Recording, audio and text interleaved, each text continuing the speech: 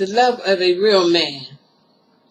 Our loved one Ray has finally took life's spiritual phone off of hold and accepted the call and invitation from God to join God's heavenly fold. Now Ray stayed here with us beyond the pain, longer than he could because of love, all the while getting assurance that his new body was waiting for him from above. He suffered physically, but love helped ease the pain when it was too much, when the love of his life, Anne, would minister her loving, tender touch. Ray loved to keep busy, even when physically he couldn't do a lot of things anymore. He used his past experiences to let others know how he came through life's stormy tour. He talked to the young, telling them to keep their bodies and minds fit. For he had been a national track star, so when illness came, his body was strong enough to deal with it. Ray was a very positive man and loved the Lord.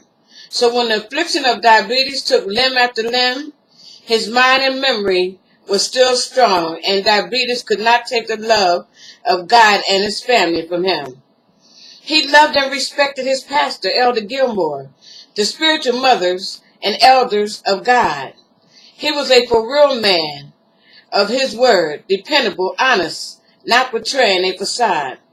He loved his family with an undying love, and thanked God for giving him the love of his life.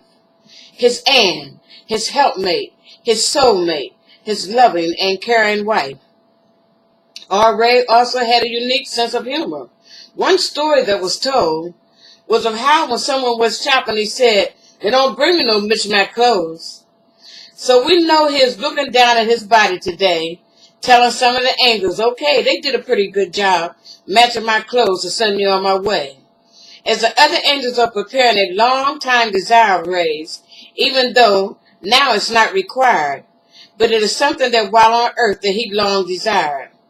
That was to be baptized in the water, but his prosthetics kept his earthly desire from happening.